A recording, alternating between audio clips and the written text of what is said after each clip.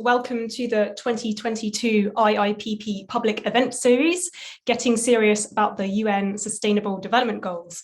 Now, this month, we've been bringing together world-leading thinkers, policymakers, urban designers, artists, and together we've been thinking more deeply about the tools being used to advance the SDGs, as well as the challenges these might pose. So my name is Katie Kedward, and I am a policy fellow in sustainable finance at IIPP.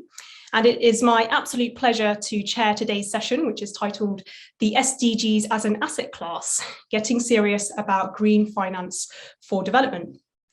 Now, in some ways, we almost couldn't not have had a discussion on green finance as part of this event series, because it very much has been the hot topic of the past few years.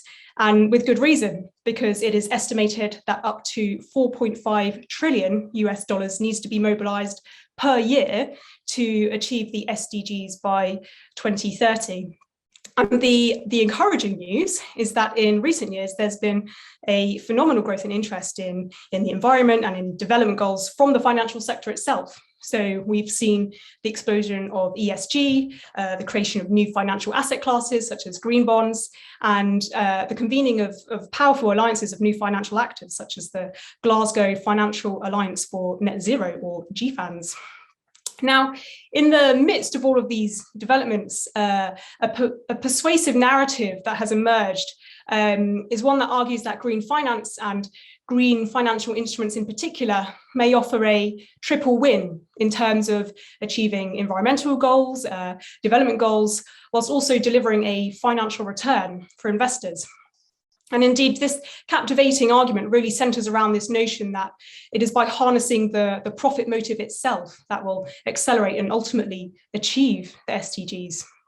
Now, obviously, a number of questions spring to mind here, which we are going to explore in this session. Most obviously are finance, social well-being, the environment. Are these always aligned, or are there some trade-offs at play? And how can we work through these? And these questions become even more salient when we consider the more complex and multidimensional environmental problems that green finance is now turning to, like biodiversity loss, for example. So in this session, we are going to explore these issues. And in typical IIPP style, we are going to reflect especially upon the role of the state. Obviously, the dynamics and the mechanisms of green finance have the potential to be very powerful. So the question is, how can policymakers be involved in the shaping of these new markets and ultimately ensure that they exist to serve the public interest, not only now, but also for future generations? And this conversation is going to take us in some interesting directions. So we are not only going to reflect upon different types of green asset classes that are emerging and how they might interact with development considerations, but we're also going to expand the conversation to reflect upon international political economy dimensions, such as structural imbalances, historical injustices, colonial legacies, that also surround this topic. So joining me today in this conversation, I am delighted to be joined by an incredible panel of academics and practitioners. We have Samantha Power, who is a sustainable finance specialist at the World Bank, Fathimath Musthaq, who is visiting assistant professor in political science at Reed College in Oregon, and Dharshan Wignarajah, director of climate finance at the Climate Policy Initiative, who is also formally involved in the UK government's green finance work at last year's COP26 in Glasgow. Now, I'm going to hand over in a second to each of our panelists to briefly introduce themselves, tell us a little bit more about their background and how they came to be interested in these issues. Then, coming up, each panelist is going to kick off with a brief statement exploring the topic of green finance from their particular perspectives and diverse experiences. And after that, we will move to a discussion and a debate between the panelists on some of the key questions raised. And really, this is your opportunity too to ask us your own questions. So please do write them in the Q&A box on Zoom so that we can hear your contributions too. So without further ado, let's say hi to our panel today. And I'll take the reverse order from my introduction. So how about we start with Dharshan? Tell us briefly who you are and how you came to be interested in issues around the role of finance in the context of environment and development. Thanks, Katie. And seeing as you pronounce my name so perfectly, I won't repeat my name. Thank you for the opportunity to be a part of this great panel. I'm really looking forward to the conversation today. I should hasten to add, I'm no longer with the British government. So I'm now director of the Climate Policy Initiative, which is based here in London, and I handle our work across the UK and the EU. We're a small global non-profit, and we focus on many issues related to the climate finance space.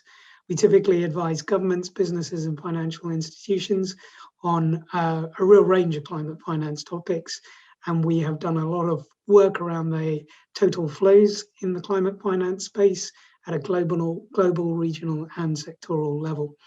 The other thing that I think many people know CPI for is the Global Innovation Lab, which is also something that seeks to work at this juncture of public and private finance, catalyzing more private finance into the climate space. Previously, as Katie said, I was with the COP presidency team. I was leading on finance for COP26, which was a real experience, as you can imagine, particularly as it unfolded during the pandemic.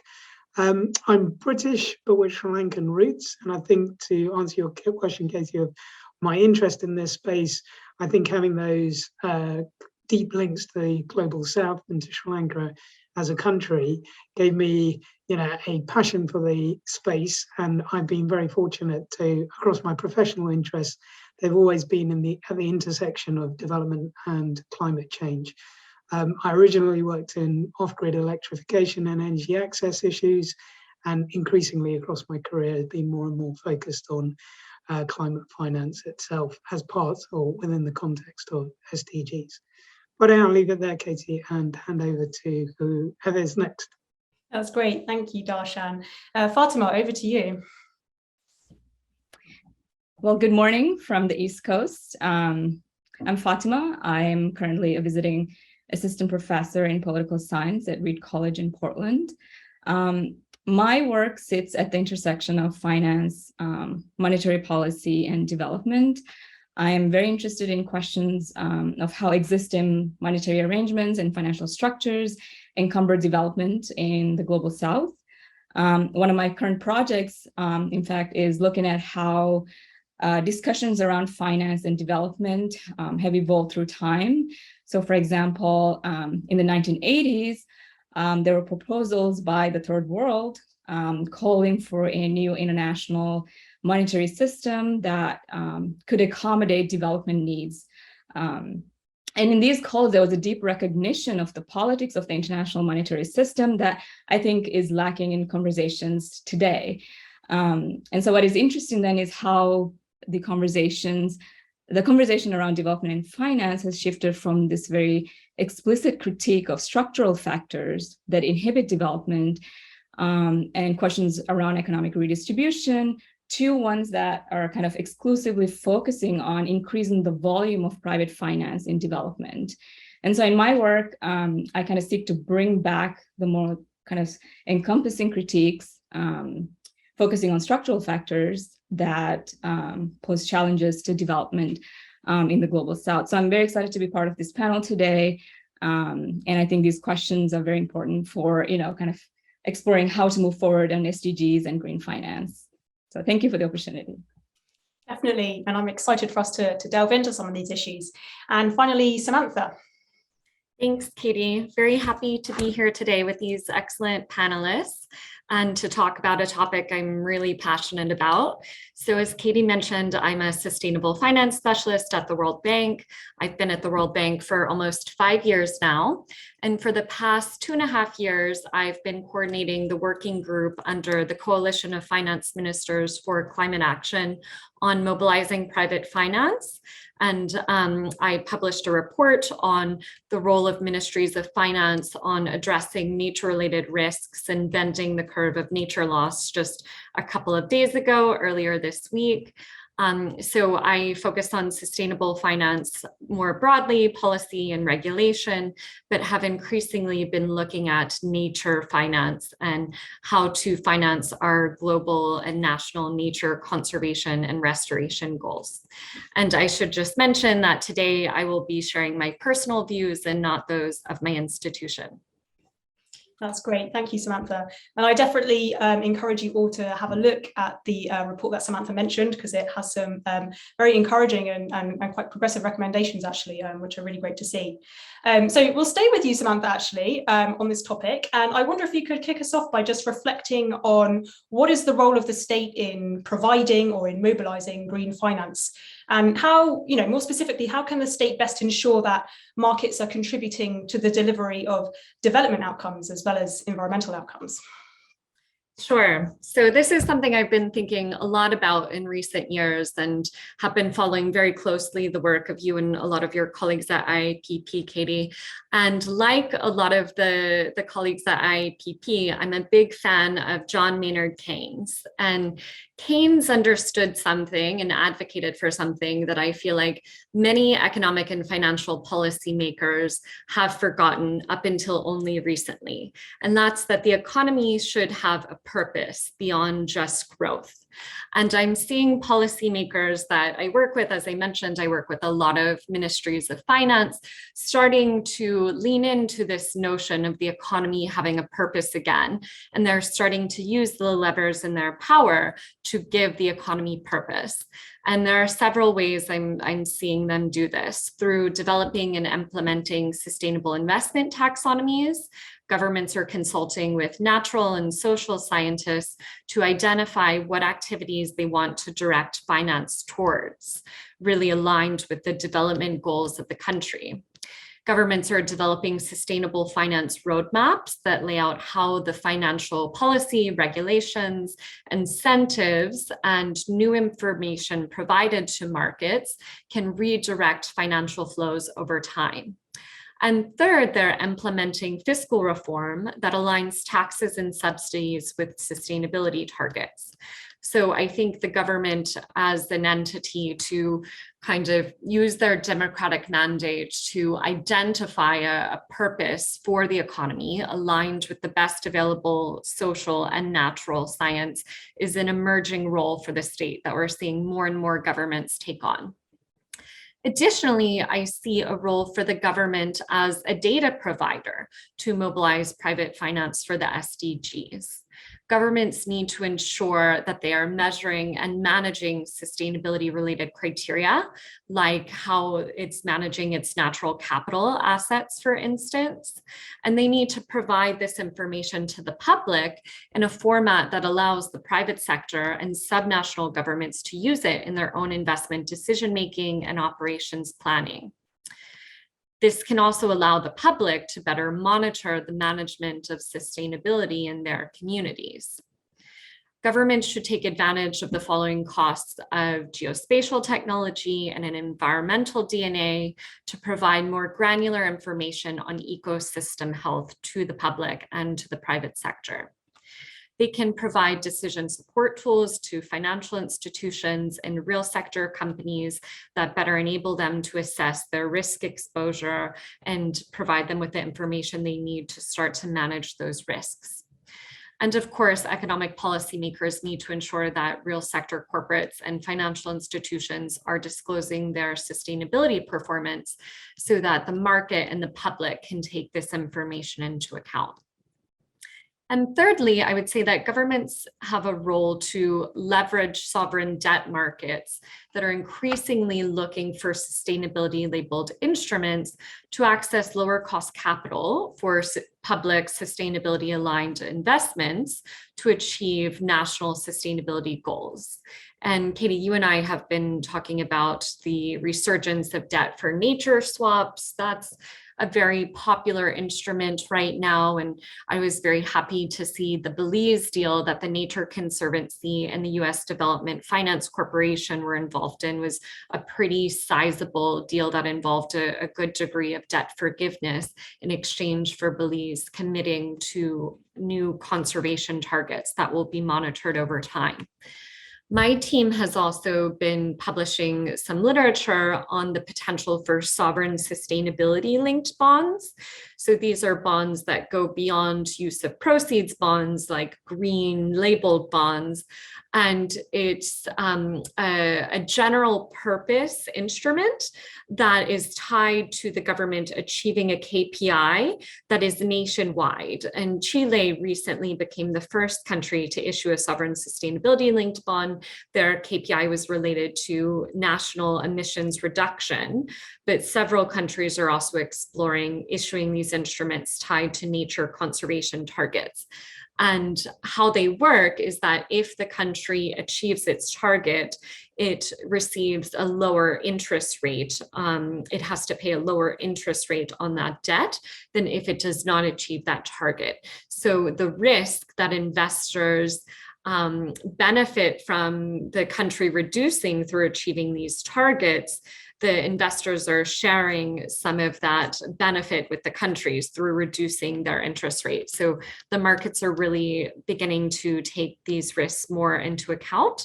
And I think that these instruments can help to ensure that the fiscal incentives for the government are aligned with their sustainability priorities, and that sustainability priorities can remain intact across political administrations. So those are three ways I think the government can play a role in mobilizing private finance for the SDGs, giving the economy a purpose, being a data provider, and using debt instruments to align fiscal incentives with sustainability targets. That's a great introduction to kick us off. Thank you very much, Samantha. And yeah, I think you gave a really interesting preview of some of the innovative instruments that are being developed. I hadn't actually read too much about the sovereign sustainability linked bonds, but that's an interesting example of risk sharing that you provided there, which I'm sure we can go on to talk about more in the discussion. So I'm going to move on to Fatima now. Fatima, you have researched extensively into the politics of finance and financialization, as you mentioned, and particularly with how this regards to development trajectories in the global south. So I wonder if you could comment on what has been a comparatively recent turn to private finance-led approaches to financing this concept of sustainable development. And in particular, what underpins this logic, and should we accept it without question? Yeah, so I want to kind of touch on, I think, three basic assumptions that underpin this turn to private finance that I think we should be challenging. The first is this idea that the private sector is more efficient and cost-effective at providing basic services than the public sector, right? This idea that private finance is an antidote to the opacity and the inefficiency of the public sector. But I think if we look at what's kind of happening on the ground, particularly with one of the most popular blended finance instruments, which is public-private partnerships, we see reason to kind of challenge this assumption. Public-private partnerships are considered to carry higher fiscal risks than budget financing. And this is a fact that's been acknowledged in IMF reports as well, right? So we're thinking about kind of contingent liabilities, direct liabilities, right? Contingent liabilities in kind of the form of compensation payments for uninsurable or unforeseen risks in these projects, termination payments, and so on. And recent assessments by the UNDP, for example, have found that PPPs have a 25 to 35% failure in rich countries. And so this is actually higher for countries in the global south. So you can imagine the kind of resources that countries in the global south have to put up for these PPPs. And also PPPs are known to involve large deal and consultancy fees, which can amount to 10% of the total cost of the project, right? And on the efficiency question, again, evaluation by independent evaluators and also the IMF, right, have concluded that the evidence for PPPs providing infrastructure more efficiently than public procurement is mixed. So I think we need to be cautious about assuming that the private sector is more efficient, right? And I think here also we need to kind of think about the costs of raising private finance, that is usually much higher than the cost of raising private finance. And also kind of more broadly about the cost that employing private finance pose to financial stability, right, in the global South. And this is a real concern for countries in the global South, which have experienced multiple financial crises, right, in the 1990s and 2000s, related to hot money inflows.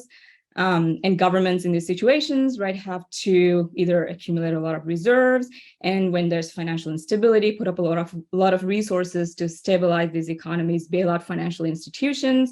So I think this is a cost that we need to kind of think about when we claim that private sector is more efficient or cost effective, right, in delivering these kinds of services. So are there kind of reasons to believe that this time it will be any different with green finance, right? So that's the first assumption that I think needs to be challenged. The second one is the assumption of a congruence between private sector interests, which is obviously to fetch high returns, and the provision of accessible social goods, right? So for example, by turning infrastructure into an asset class, the logic of service provision turns on this risk-return calculus, right? So in order for these services to generate revenues for investors and have predictable kind of cash flows, fees need to be often attached, right, to these services, which then in turn conditions access to the service. And I think that's a serious issue, right, particularly in poor countries. And it's not uncommon for private investors to demand 20 to 25% return on investments. And not only that, I think investors, right, often require a regulatory environment that allows for contracts to be fixed from anywhere between 30 to 99 years, right? And so this removes public goods from the sphere of the democratic process. It allows little leeway for governments to respond to real needs on the ground. So I think there is a very real tension between accessibility on the one hand and revenue generation on the other that gets underplayed in this turn to private finance. And the third and final assumption that I want to touch on is this idea that public resources are limited and that private resources are plenty, right? If you take this claim at face value, I think the implications are pretty dire for conversations around development. I think what this does is it kind of shifts our focus away from kind of systemic causes of global development challenges, right? So structural factors such as asymmetries in the international monetary system, right? Global imbalances, the lack of a multilateral tax treaty, right? Arrangement. So I think it shifts our focus away from those deep structural issues, right? And elevates the issue of kind of resource financing over that of economic redistribution, for example. And I think this is very important, right? We know that multinational companies, for example, do a lot of treaty shopping, right? And yet we lack a multilateral tax arrangement, which leads to illicit financial flows. And estimates suggest that every year, 40% of multinational profits actually get shifted into tax havens, right? And almost 1/3 of these flows originate in developing countries. And so this is lost revenue for these countries, right, that could be channeled into development needs. So I think these are assumptions that need to be challenged. And I think taking these assumptions at face value obviously has brought us to this point where we are interested in kind of increasing the volume of private finance, right? And kind of sidelines other kind of deeper structural issues that were brought up in the 1980s, for example, which I'm happy to touch on later in the conversation. That's great. Thank you, Fatima. Some really important questions raised there. I think this question about the use of return-seeking private finance for public goods provision is a really important one, and especially one which becomes even more salient when we consider issues like biodiversity loss and nature conservation, which will generate no obvious financial return. I think this is something Samantha might touch on later in our discussion. So I think the kind of provocation you've raised here, Fatima, is to what extent does green finance risk being a sticking plaster over the structural causes of development? So that's definitely something I think we should come back to in the discussion. I'm sure the others will have something to say on that. So moving on to Dharshan now. Dharshan, you have many years of experience working in the context of what we've been talking about so far, that of private finance mobilization, and especially with climate and development finance, most recently with the COP26, as you mentioned earlier. So I'd like to invite you to reflect upon what's been discussed so far, drawing on your experiences, what you agree with, what you don't agree with, and in particular, reflecting upon how you envisage the role of policymakers in helping to shape these new markets for public purpose and overcome the potential challenges. Great, Katie. What a privilege it is to go after Samantha and Fatima. I mean, so much you can react to, right? So I will try and loop around a few of the things. I mean, it was really great to listen to both, and there's a lot actually across both of what Samantha and Fatima said that I'd agree with, particularly around, do we have the balance right between the public and the private? And it does seem very much in the discourse at the moment that we look to the private to solve things, which frankly, we should just really revisit. Why is it that the public situation finds itself in the scenarios that are currently playing out? But the truth is there is a lot of wealth and there's a lot of assets in the private sector. And there is an increasing amount of interest driven, I think, by shareholders and by those who work in some of those private institutions to see what more they can do, which is above and beyond, let's say, the traditional revenue generation models. And I think given we need to find solutions from all different angles, is well worth attending to what the private sector writ large has to offer. So a couple of thoughts. One, just going back to your original question on SDGs as an asset class, I think when you talk about asset classes, it's typically a description used by the financial sector to identify a group of investments with, let's say, similar characteristics, like real estate, or private equity, or listed public equities, or corporate debt. Now, SDGs in and of themselves, and this relates a bit to what has been said, very much there is a global public good element to a number of the SDGs, which are very challenging to bring into the same sort of language or the same sort of discourse that you find in the traditional financial sector arithmetic, if you like. And so I think there are some real challenges with treating SDGs as an asset class. And I think it plays a little to what Fatima was saying about our over-reliance on the private to solve what is a complex investment set of problems. What I'd like to do is maybe just step back and just tell you a little bit about what I've seen from a presidency perspective and in some of my recent experience. The green finance situation is underpinned by the global climate finance process. And that's what is every year judged at the Conference of the Parties, COP26 in Glasgow, and the one in Sharm el-Sheikh coming up as COP27. Beneath the conferences sits essentially a deal between the Global South or developing countries and the OECD or developed countries, which says, look, you're responsible for putting more of the emissions to date into the atmosphere. We need a redistribution of wealth in order for us to try and make the type of low carbon progress that you're looking for from a developing country perspective.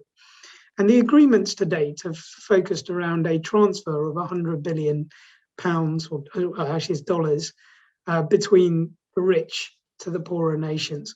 Now, that was meant to be a floor from 2020 through to 2025, and it has not been met in 2020 nor in 2021. There is some chance that the numbers are lagged, that it will be hit in 2022.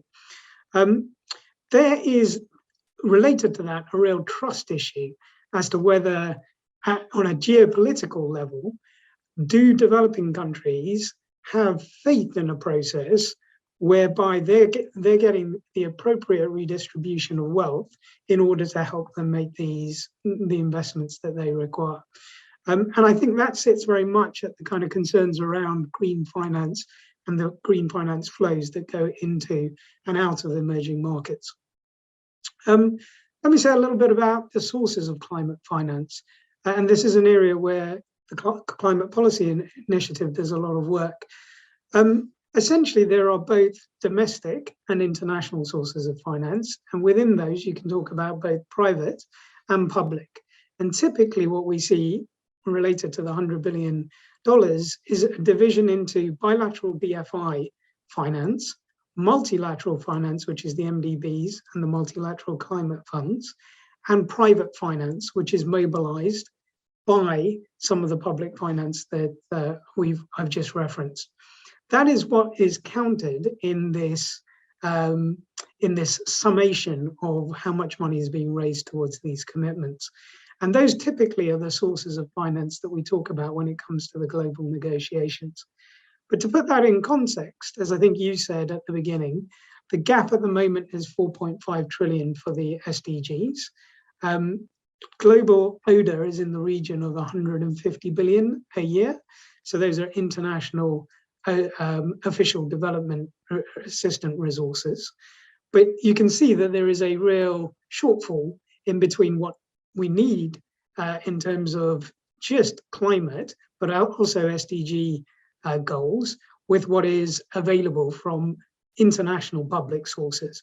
So that raises the possibility of domestic public resources as being a real source of finance, both private and public, or I should put them the other way around, both public and private, with often the sovereign or state in the lead. But typically what we're also seeing is that many of the countries in the global south or the emerging market context are currently struggling with real debt overhangs and debt distress situations. So their own balance sheet and fiscal space is very constrained in terms of what they can and cannot do. So that raises again those issues of equity and whether there needs to be a fundamental redistribution of wealth above and beyond the kind of targets that I've already talked about. And then finally, on the role of public regulation, I'm a firm believer that public regulation needs to play a very proactive and at times aggressive role in this space. And I think the reality is that it's hard to point to good, consistent political leadership by almost any state where you can see that this is really transpiring. I think there are some indications from across some members of the G7. I think the Chancellor in the UK's commitment to set a mandation for transition pathways, building on the mandation of disclosure for climate finance risk, I think is the sort of steps that you'd want to see taken more collectively across the G7, with then a discussion across the rest of the G20 as to which countries want to adopt those sort of changes and at what point in their growth stories is that the appropriate next step.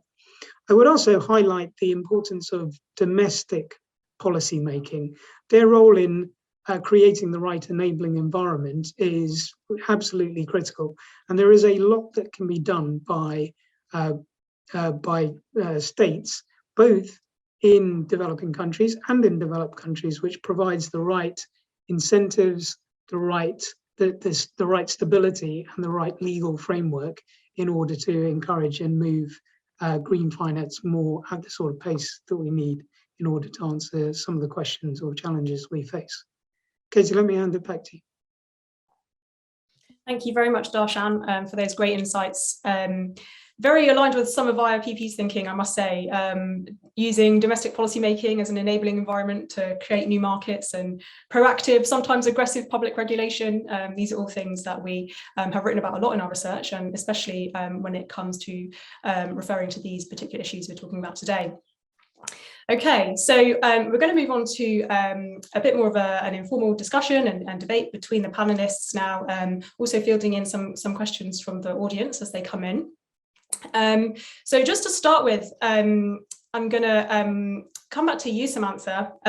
We've heard from Fatima about some of the possible limits of private finance in providing solutions to environmental problems. I wonder if you wanted to add anything about these challenges, drawing from your own work on dealing with the very particular and complex challenge of nature loss. How do you see the role of the state and policymakers more broadly in providing the finance or mobilizing the finance to kind of address some of these challenges? Sure. Thank you, Katie. And I agree with the point made by both of the other panelists so far that the government needs to invest in public goods and that there's no there's no potential for the private sector to provide the public goods that we need to meet the SDGs. So I think first and foremost, governments need to acknowledge what the private sector can and cannot invest in. And in the report that I mentioned that we published on Monday, we made the case for governments publishing nature investment plans, where they would identify public investments in nature conservation, restoration, and sustainable use that the public sector is going to make, opportunities for the private sector to invest in those activities, and opportunities for blended finance or PPP. So where the government might come in to engage in some risk sharing or a public-private partnership with the private sector to finance social and environmental goods provision that the private sector wouldn't finance on their own. So just agreeing with the other panelists that there's a real underinvestment in public goods.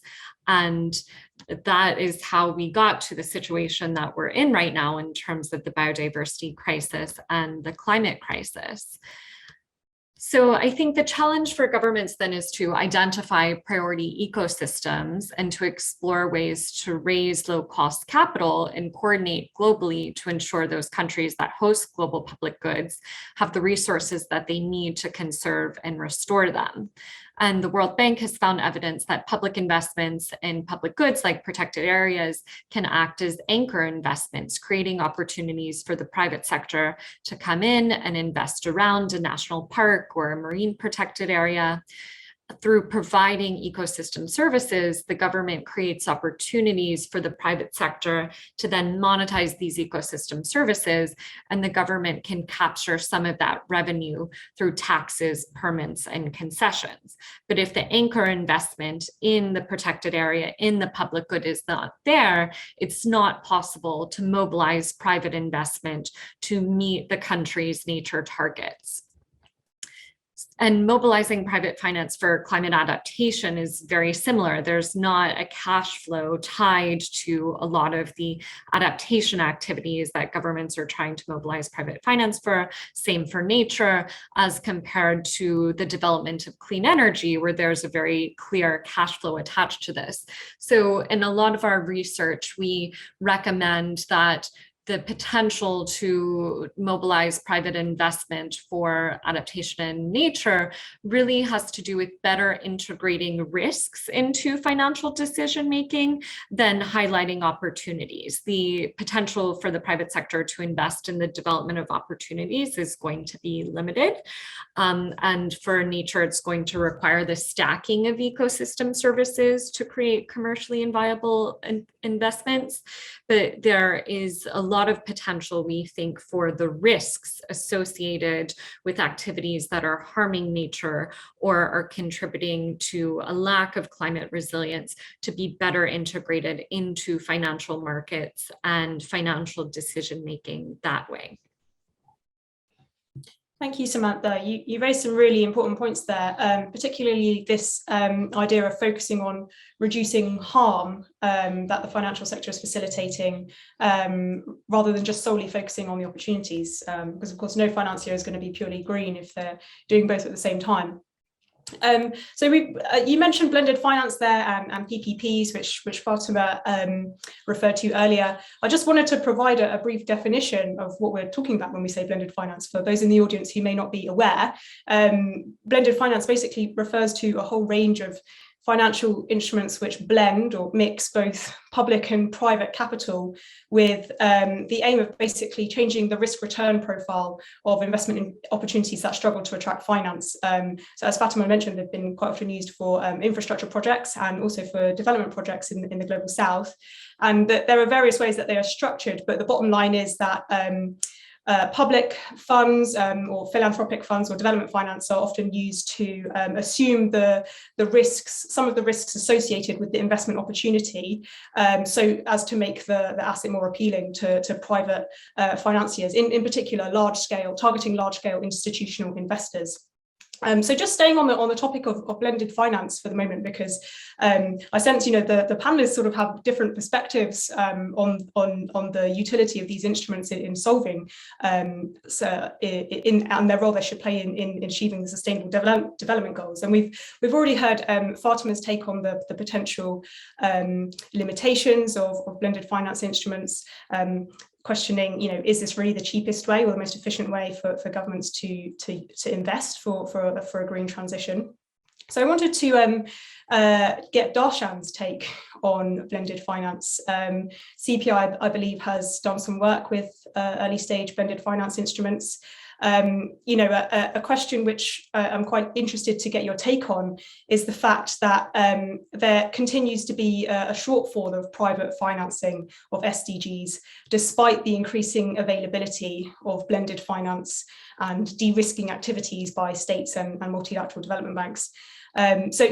What are the challenges that are making it difficult to scale up these instruments? And is there a certain point at scale at which the cost of these activities exceeds their alleged benefits? And how do you see the future pathway for these asset classes evolving? Thanks, Katie.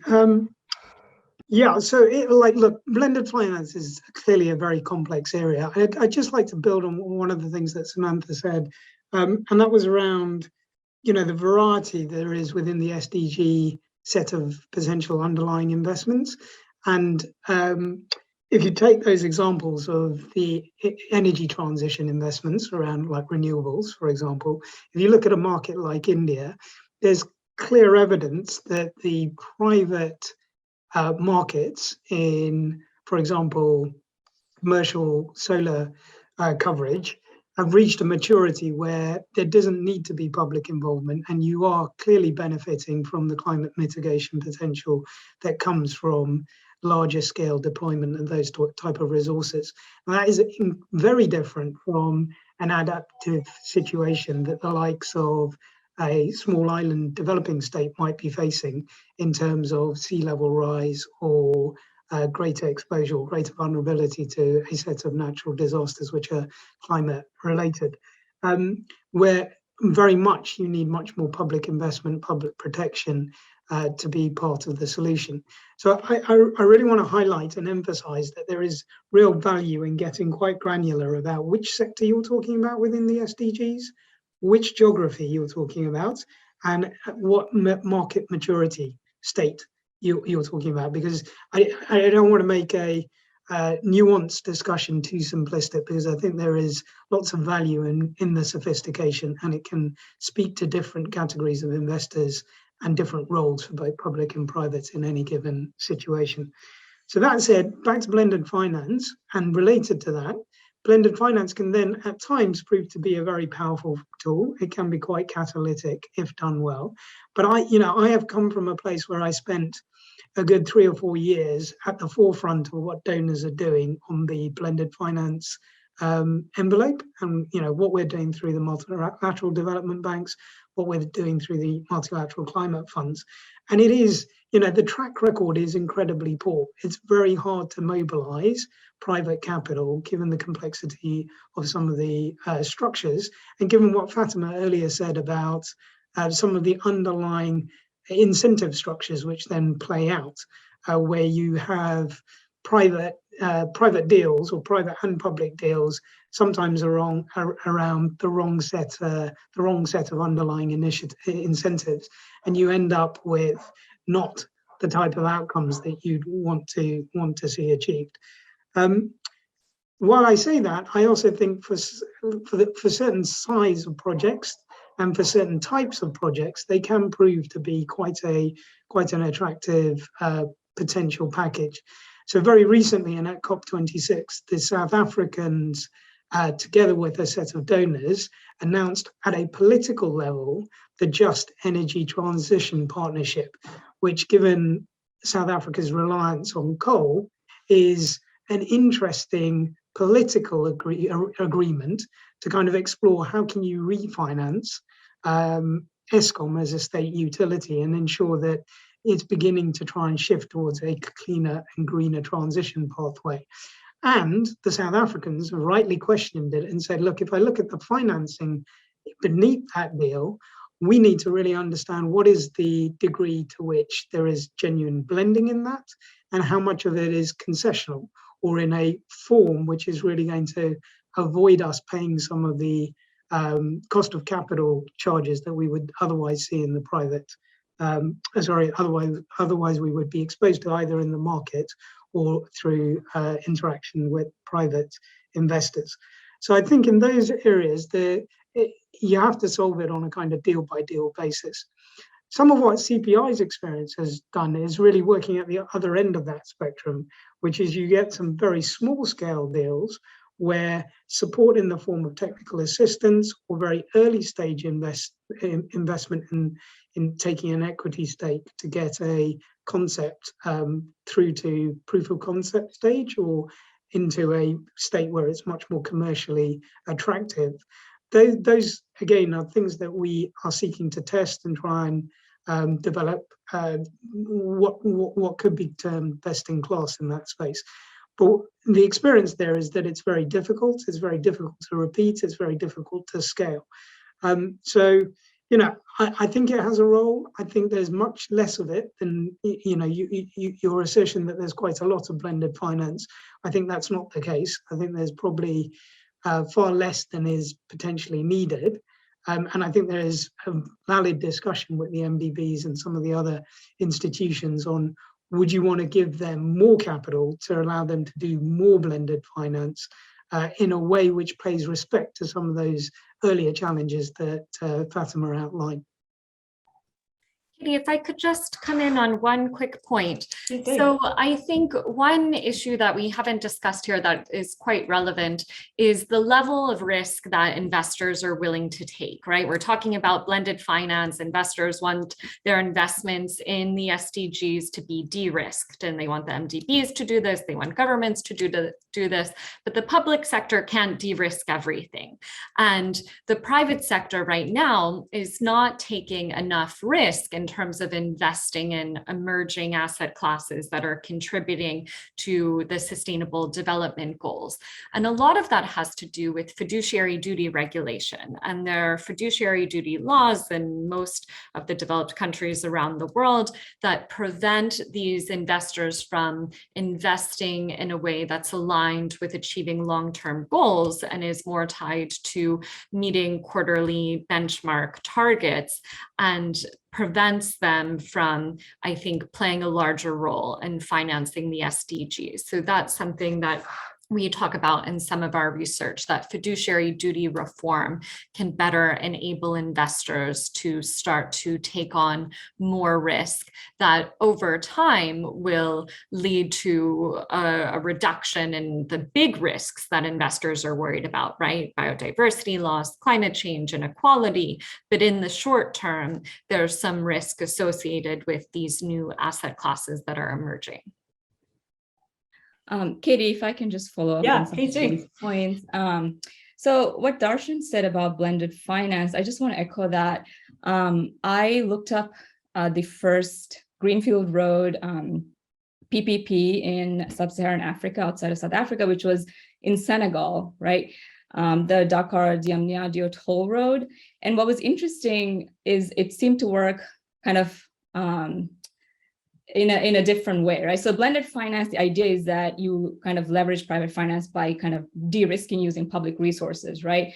But what happened here was basically that there was much more public resources, right? Upwards of 80%, and private investors only put up 17% of kind of the funding for this. But the whole road ended up being a private road, right, and was a tolled road, which meant that access was obviously regulated by your ability to pay.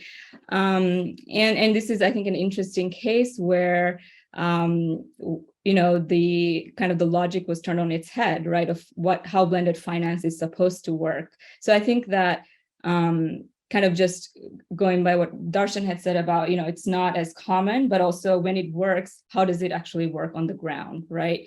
And I think that there are also importantly kind of political implications from blended finance, right?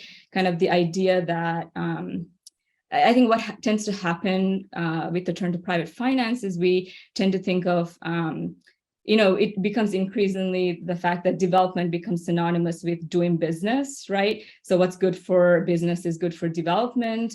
And so the provision of public goods becomes kind of subordinate and a byproduct of investment, right? And I think there are other kind of implications here also with kind of what the role of the state is, right? What kind of the role of de-risking becomes very kind of predominant here. And I think related to that also are questions of accountability, right?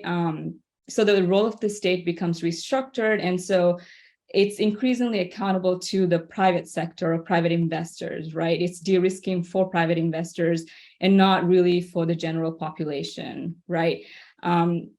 And I think the question of accountability becomes even more complicated with the kind of outsourcing of monitoring and redress mechanisms to private entities, right, around these projects. So I think what tends to happen with private accountability mechanisms is that like very contentious policy goals or political agendas get reduced to highly technical kind of ways of allocating resources and also evaluating performance. So benchmarks, indices, indicators, kind of numbers become very important in deciding what to invest in and how to measure project success than the political process itself, right? And also I think the question emerges of like, who are the stakeholders in this process? And I think that with the turn to kind of private finance and blended finance, a lot of what this means is that there's an even greater role for private transnational actors, right? And so the question is, kind of what role does the public have in setting the agenda, right? When the projects are already identified, right? Where should investors invest in? The state already de-risking, where is the public input in that, right? So I think the kind of the extent to which the turn to private finance restructures the state as just kind of an entity that re-risks or provides data or, enforces a better investment climate is very important to recognize, and how those things might undermine the democratic process, right, of arriving at how to allocate a country's resources, and questions of like, how do you kind of measure accountability as well? Some really, really valid points being raised in that debate there. And I guess, just drawing in the IIPP perspective here, I think the question shouldn't just be how we de-risk for the private sector, but also what does the state get back in return for doing that? What is the risk sharing mechanism? What is the upside for the state in putting its balance sheet, in providing its balance sheet essentially to enable private finance to access these investment opportunities?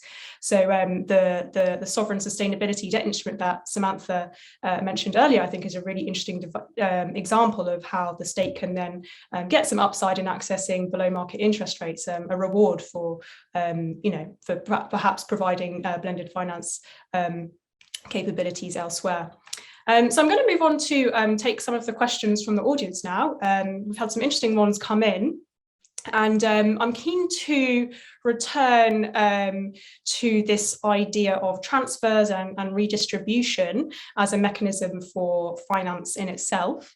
We've had a couple of questions from Catherine Fitzgibbon, who says, somewhat provocatively, but I love it, all private finance to the global south is ultimately extractive as interest returns to the north.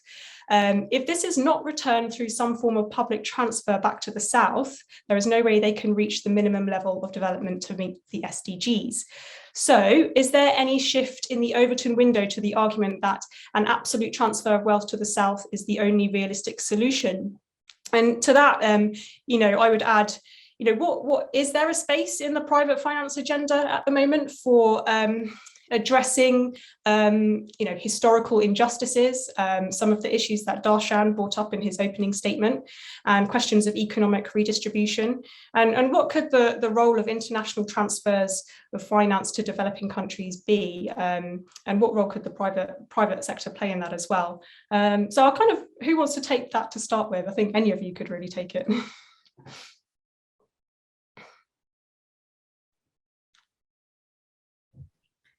I'm happy to give it a first go. Go for So it. I think I absolutely agree with the question asker that there is a role for more ODA to move from wealthy countries to the global south to meet the SDGs, to meet their climate targets, to meet our global nature targets. I've been involved a bit in discussions around the CBD negotiations, and the CBD is having its COP later this year, and certainly ODA that will be provided to countries that host the key biodiversity areas in the world is one of the key topics that is being discussed as a part of those negotiations. And beyond that, I think the question is the question that Katie asked is how the private sector can be engaged here. And what I'm seeing from my view is that there is a recalibration in how we value nature, and suddenly ecosystem services are having a monetary value where they didn't before. And a lot of countries of the global south that host these key biodiversity areas are starting to see that there is a potential cash flow that can be generated through conserving and protecting their ecosystems. And one of the ways that they're accessing this revenue through the private sector is through the voluntary carbon market. And I know many countries that have done a great job taking care of their forests have been upset that they haven't been able to access REDD financing because they didn't have a high rate of deforestation. They had a very low rate of deforestation. And at the same time, they want support from the global community for continuing to take care of those forests that they conserve so that the rest of the world can benefit from the ecosystem services from those forests. And I'm seeing just more acknowledgement of the value of these services, both in the public and private sector. And I think the potential for those countries to raise money to pay for conservation and restoration is improving over time. So I think that's one bright spot and way that the private sector could potentially contribute to that transfer of wealth. Fatima, I wonder if you could come in on some reflections upon reforms to the international monetary system that may kind of support this redistributive effort.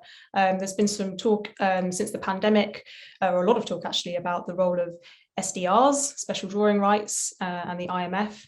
And other such institutions in facilitating this kind of widespread redistribution. What's your take on that, and what needs to happen? So Katie, what's really interesting to me is that we've been having these conversations for decades about international resource transfers and global imbalances and the problem of, chronic deficits in the global south. I just want to kind of bring our attention to a document that I think is very helpful in kind of situating this in historical context, which is the Arusha Initiative of the 1980s. Kind of what motivated this document, right, in the conference through which it kind of came to be, was the collapse of the Bretton Woods system and the fact that from the view of the global south, right, the international monetary system was in disarray. And Bretton Woods wasn't even the solution for them, right, because they were not part of the group that kind of convened the conference. A lot of these countries were colonies at that time. So they didn't have a say in how this system was structured. And they were deeply unhappy, right, in the post-Bretton Woods era of the way in which IMF conditioned its lending. There were many grievances about how the IMF treated balance of payments deficits as a temporary issue, when from their point of view, it was a structural issue, right? They were trying to develop their economies, and this is where they were, right, with trade deficits. Another grievance was that the IMF was not ideologically neutral, right? It penalized countries that wanted to play in the economies, create price controls, tariff controls in order to protect industries within the domestic economy. So there were a lot of grievances, right, with the international monetary disarray, the non-system that was in place post-Bretton Woods, and a lot of grievances with the institutions of Bretton Woods, right, like the IMF. And so, at this time, there was a call for a UN conference on international money and finance. And a lot of these recommendations, the long-term recommendations, right, was for a monetary system that was universal, democratic, right, and that supported development and provided monetary stability as well, right? And the document also called for the creation of an international currency unit. But the short-term recommendations were also very interesting, right? It called on the IMF to be ready to finance deficits without conditions, right? And not to penalize countries based on the kind of development model that they adopted. And for access to IMF funds to be mostly automatic and flexible, right? So right now, what we have, for example, if you think about how SDRs are allocated, right, which is based on the quota system, the automatic borrowing rights, which are largely based off of countries' GDP, right, and their contribution to IMF capital.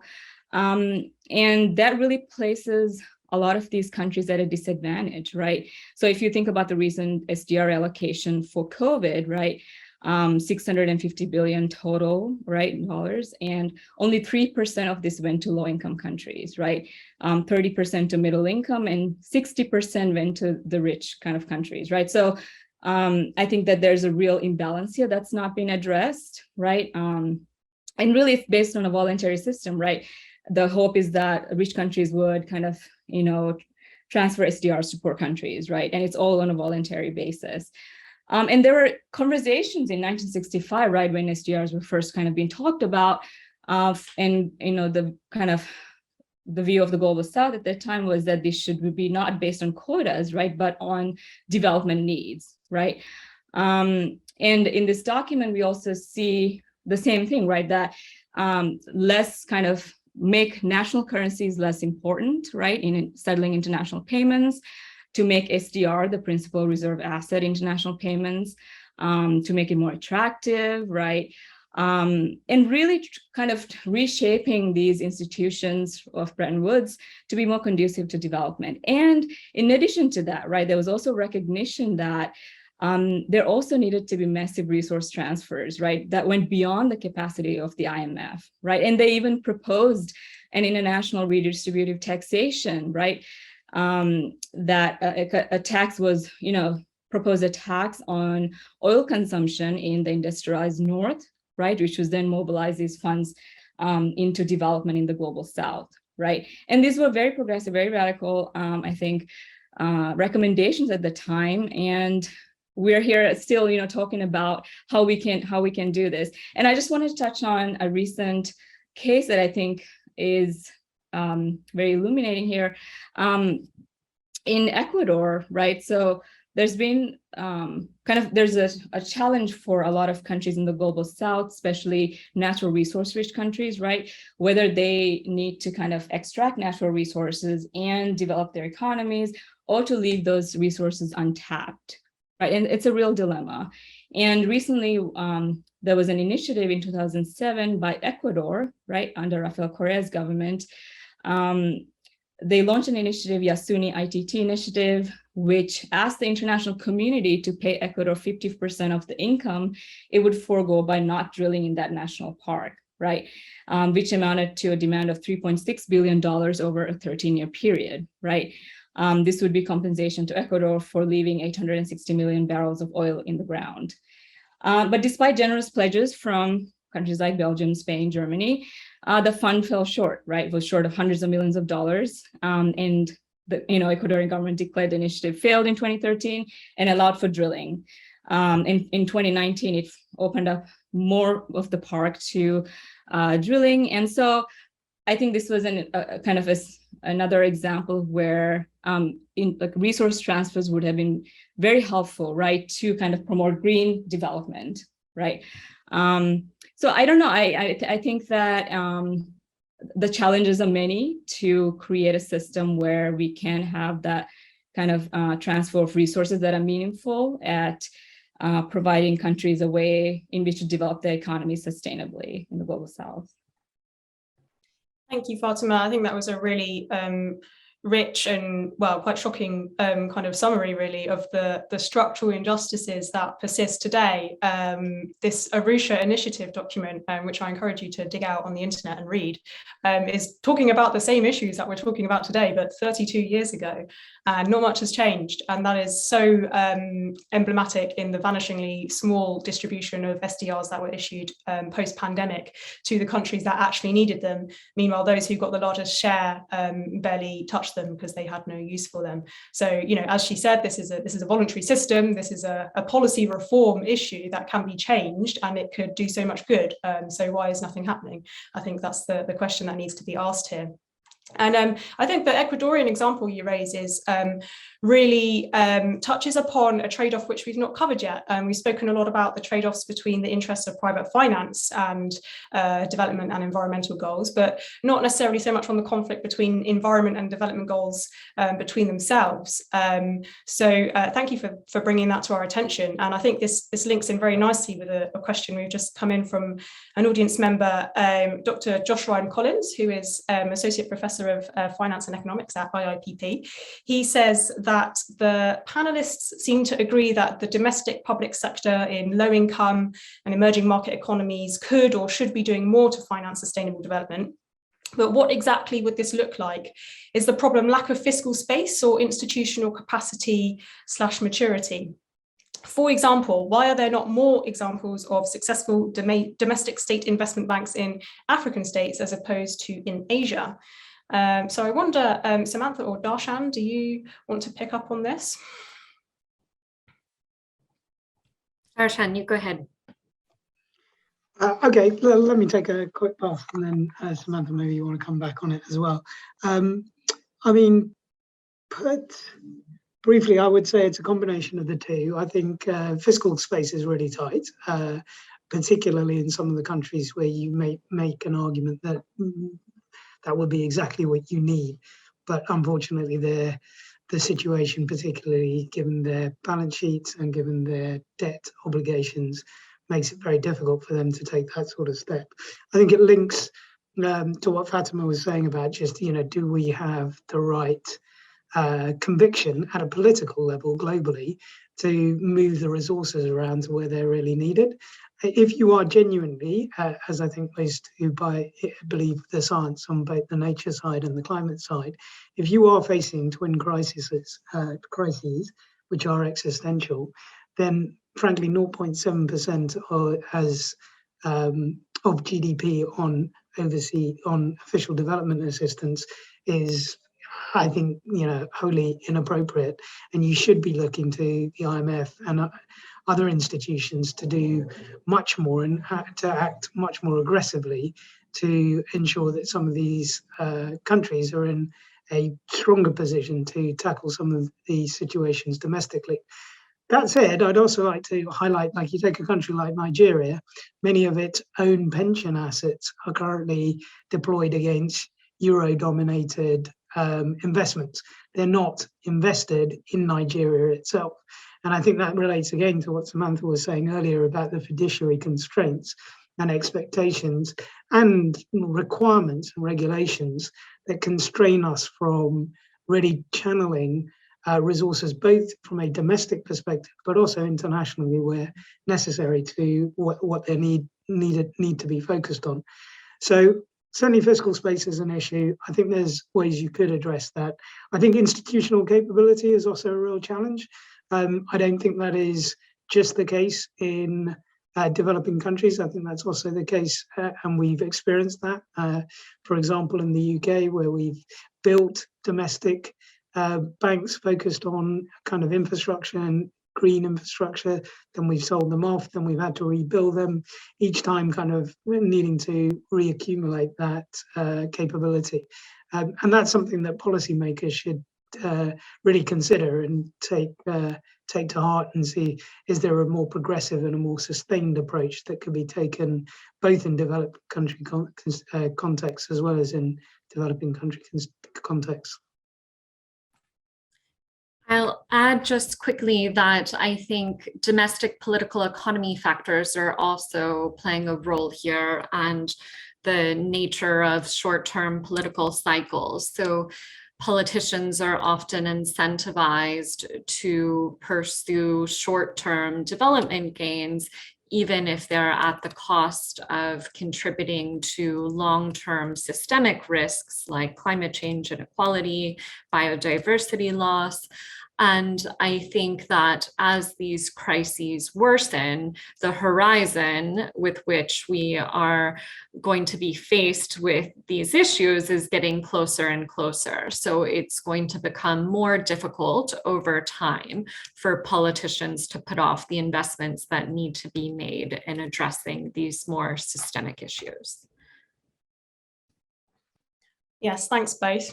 Okay, I'm going to take one last question from the audience now, a question on data. So Samantha, I think this might interest you. So Alexandra Garcia says, a big problem that needs tackling is to streamline the collection and reporting of non-financial data, process this data in a standardized way for comparability, and disseminate it to all stakeholders with efficiency and trust. The level of complexity is increasing with more policies and frameworks that are introduced. And if we can solve this problem, we will better empower decision makers to invest, divest, manage risk, and create solutions at scale. So technology is a solution, and how are you working on this and streamlining reporting as the world moves towards it?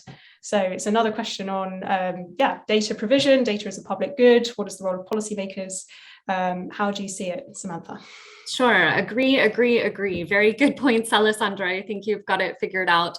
Yeah, this is an issue I really care a lot about. And it seems that it's less political to talk to ministries of finance in particular about data provision and regulation that encourages more transparency and more data provided by the private sector than things like economic subsidy reform and that sort of issue. And one area where I'm seeing some progress that makes me optimistic is ministries of finance and central banks are both talking about this issue, that we need more data in order to create financial markets that are more aligned with our sustainable development goals. And one of the recommendations we made in our report that we published Monday is that perhaps central banks and finance ministries can work together on creating a data hub that provides data on nature in particular, that the financial sector can then use to better assess risks and opportunities and how they're managing those risks and opportunities.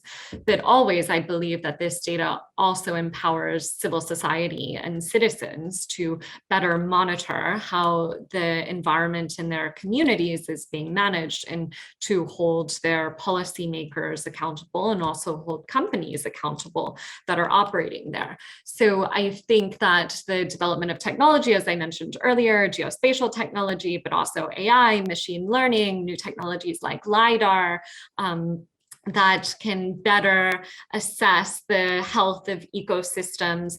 The cost of these technologies are falling. And so there's never been a better opportunity for governments to really invest in their role as a data provider and start providing this information to the public. I also think that for financial institutions that are trying to better understand the climate and nature-related risks that they're exposed to, they can leverage the falling cost of these technologies as well to have a better understanding of their exposure to these risks and how they can start managing them. Definitely, I would completely echo that, Samantha. I think there's an obvious role for policymakers in ensuring that data remains a public good and that it doesn't get hidden away behind paywalls and untransparent methodologies by private sector providers, so that the data itself can't be held to account, right? So this is really important. I mean, one thing I would add, and I've written about this in my own work along with colleagues at IIPP, is there is still a trade-off that policymakers have to consider here in terms of, do we have time to, how much time have we got left to build new methodologies for risk modeling and data provision and data frameworks versus, actually taking actions on the basis of information that's fairly obvious and available today regarding, current trajectories of climate change and biodiversity loss in particular. That is a constant trade-off, I think, that needs to be accounted for. Lack of data can't be an excuse for inaction. That both have to move in tandem. So to round up our very rich discussion, which has gone in so many directions, and we could continue for another half an hour, I'm sure, quite easily. I just wanted to ask you all to finish with some reflections on the future. More specifically, what causes have we got for optimism at the current juncture, and where is there positive change happening quickly that we can leave with a glint of hope in our eye from this very difficult topic that we've been talking about? Fatima, I'd like to start with you. Katie, I tried very hard to think of something to be optimistic about, but I'm sure others will come in on this. But when I look ahead, I see a lot of challenges. I